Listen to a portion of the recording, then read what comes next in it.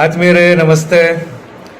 ಈ ದಿನ ನಾನು ಯೋಗದ ಪ್ರಚಾರದ ಬಗ್ಗೆ ಹೇಳೋ ಬದಲು ಪ್ರಜಾಕೀಯದ ಬಗ್ಗೆ ಸ್ವಲ್ಪ ಮಾತಾಡೋಣ ಅಂತೇಳಿ ಬಂದಿದ್ದೇನೆ. ಎಲ್ಲಿ ಫೇಸ್ಬುಕ್ಕಲ್ಲಿ ನೋಡಿ, ಇನ್ಸ್ಟಾಗ್ರಾಮಲ್ಲಿ ನೋಡಿ ಬರೀ ಪ್ರಜಾಕೀಯ ಬಗ್ಗೆನೇ ಮಾತಾಡ್ತಾ ಇದ್ದಾರೆ. ಅಂದರೆ ತಮಿಳ್ನಾಡಲ್ಲಿ ವಿಜಯ್ ಗೆದ್ದಿದ ಒಂದು ಪ್ರಭಾವದಿಂದನೇ ಏನೋ ಗೊತ್ತಿಲ್ಲ. ಆದರೂ ಉಪೇಂದ್ರ ಅವರ ಒಂದು ಐಡಿಯಾಲಜಿ, ಪ್ರಜಾಕೀಯದ ಒಂದು ಐಡಿಯಾಲಜಿ ತುಂಬನೇ ಮೆಚ್ಚುವಂಥದ್ದು ಮತ್ತು ಅಕ್ಸೆಪ್ಟಬಲ್ ಮಾಡುವಂಥದ್ದು ಪ್ರತಿಯೊಬ್ಬ ಭಾರತದ ನಾಗರಿಕನಾದಂಥ ನಮ್ಮೆಲ್ಲರ ಒಂದು ಕರ್ತವ್ಯ. ಈ ಒಂದು ಐಡಿಯಾಲಜಿ ನಾವೆಲ್ಲರೂ ಕೂಡ ಒಪ್ಪುವಂಥದ್ದು. ಮತ್ತು ಪ್ರಸ್ತುತ ವಿದ್ಯುನ್ಮಾನದಲ್ಲಿ ಏನು ರಾಜಕೀಯದ ಒಂದು ಬದಲಾವಣೆಯನ್ನು ನಾವೆಲ್ಲ ಬಯಸ್ತಾ ಇದ್ದೀವಿ, ಅದು 100% ಬದಲಾವಣೆಯನ್ನು ಕಾಣಬೇಕಂತ ಹೇಳಿದ್ರೆ ಈ ಪ್ರಜಾಕೀಯವನ್ನು ನಾವೆಲ್ಲರೂ ಕೂಡ ಒಪ್ಕೋಬೇಕು. ಈ ರೀತಿಯಲ್ಲಿ ಮನಸ್ಸಿನ ಬದಲಾವಣೆ ಬಹಳ ಮುಖ್ಯವಾಗಿ ಬೇಕಾಗುತ್ತೆ. ಮನಸ್ಸುಗಳು ಬದಲಾವಣೆ ಆಗದ ಹೊರತು ಪ್ರಜಾಕೀಯ ಅಂದರೆ ನಾನು ಗೆಲ್ಲಲು ಸಾಧ್ಯವಿಲ್ಲ. ನಾನು, ನೀವು ಯಾರು ಕೂಡ ಈ ಒಂದು ಐಡಿಯಾಲಜಿಯನ್ನು ಗೆಲ್ಲಿಸೋದಕ್ಕೆ ಅಥವಾ ವಿಚಾರವನ್ನು ಗೆಲ್ಲಿಸೋದಕ್ಕೆ ಸಾಧ್ಯ ಆಗೋದಿಲ್ಲ. ಅದರಿಂದ ಈ ಪ್ರಜಾಕೀಯದ ಐಡಿಯಾಲಜಿ ಪ್ರತಿಯೊಬ್ಬ ಭಾರತೀಯನ ಸಿಟಿಸನ್ಶಿಪ್ನ ಕರ್ತವ್ಯ ಆಗಿರೋದ್ರಿಂದ ನಾವೆಲ್ಲರೂ ಕೂಡ ಆ್ಯಕ್ಚುಲಿ ಸಂವಿಧಾನ ಇರೋದೇ ಇದೇ ರೀತಿ. ಸಂವಿಧಾನದ ಒಂದು ಅಂಗ ಮತ್ತು ಅದರ ಒಂದು ರೂಪುರೇಷ ಆಗಿರೋದೇ ಇದರ ಒಂದು ಐಡಿಯಾಲಜಿನೇ.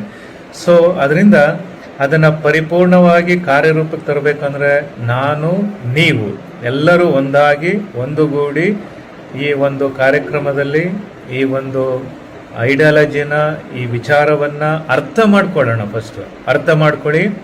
ಕೆಲವರ ಹತ್ರ ಹೇಳ್ಕೊಂಡಾಗ, ನಿಮ್ಮ ಸ್ನೇಹಿತರ ಹತ್ರ, ಸಂಬಂಧಿಕರ ಮೂದಲಿಕೆಯ ಮಾತುಗಳು ಬರೋದು ಸಹಜ. ತಲೆ ಕೆಡಿಸ್ಕೋಬೇಡಿ, ಅದ್ರ ಬಗ್ಗೆ ತಲೆನೇ ಕೆಡಿಸ್ಕೋಬೇಡಿ. ನಿಮ್ಮ ಹೇಳುವ ಕರ್ತವ್ಯ ನಮ್ಮದಾಗಿರುತ್ತೆ. ಒಳ್ಳೆ ವಿಚಾರ ಕೇಳೋದು ಬಿಡೋದು ಅವರಿಗೆ ಬಿಟ್ಟಿದ್ದು. ಅವರು ನಿಜವಾಗ್ಲೂ ಭಾರತೀಯ ಸಿಟಿಸನ್, ಭಾರತದ ಉನ್ನತಿಗೆ ಏನಾದರೂ ಕೊಡುಗೆಯನ್ನು ನೀಡೋದಾದರೆ ಈ ಮೂಲಕ ಇದೊಂದು ಐಡಿಯಾಲಜಿನ ಅರ್ಥ ಮಾಡಿಕೊಂಡ್ರೆ ಸಾಕು. ಅರ್ಥ ಮಾಡಿಕೊಂಡ್ರೆ ತನ್ನಷ್ಟೇ ತಾನೇ ಮನಸ್ಸು ಕೂಡ ಚೇಂಜ್ ಆಗುತ್ತೆ. ಈ ಒಂದು ಪ್ರಕ್ರಿಯೆಯಲ್ಲಿ ನಾವೆಲ್ಲರೂ ಪಾಲ್ಗೊಳ್ಳೋದ್ರಿಂದ ಉತ್ತಮವಾದಂಥ ಕೆಲಸಗಾರನನ್ನು ನಾವೆಲ್ಲರೂ ಸೇರಿ ನೇಮಿಸಬಹುದಾಗಿದೆ. ಅದರಿಂದ ಎಲ್ಲರೂ ಕೂಡ ಈ ರೀತಿಯ ಸುಮಾರು ಇಂಟರ್ವ್ಯೂ ಮಾಡ್ತಾ ಇದ್ದಾರೆ ಉಪೇಂದ್ರ ಅವ್ರ ಜೊತೆ. ಎಲ್ಲ ಇಂಟರ್ವ್ಯೂನು ಕೇಳಿ ಒಂದೊಂದಕ್ಕೂ ಒಂದೊಂದು ಐಡಿಯಾಲಜಿ, ಒಂದೊಂದು ಅರ್ಥ ಕೊಡ್ತಾ ಇದೆ, ಅರ್ಥ ಮಾಡಿಸೋ ರೀತಿ ಇದೆ. ಅದು ನಿಜವಾಗ್ಲೂ ಒಂದು ಅದ್ಭುತವಾದಂಥ ಒಂದು ಐಡಿಯಾಲಜಿ ಆಗಿರುತ್ತೆ. ನಾವೆಲ್ಲರೂ ಕೂಡ ಆ ಒಂದು ವಿಚಾರವನ್ನು ಎತ್ತಿಡಿಯೋಣ. ನಮ್ಮ ಕರ್ತವ್ಯ ಕೂಡ ಅದು.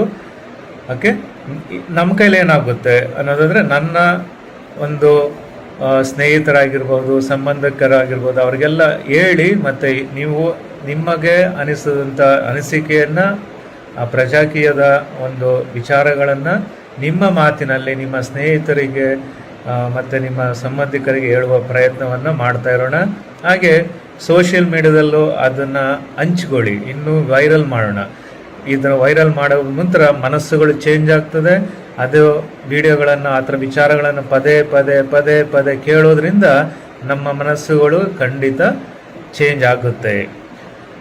ಹೌದು, ಖಂಡಿತ 100% ಆಗಿಲ್ಲ ಅಂದರೂ 100% ಜನ ಎಲ್ಲರೂ ಚೇಂಜ್ ಆಗ್ತಾರೆ ಅಂತ ನಾವು ಭಾವಿಸ್ಬಾರ್ದು.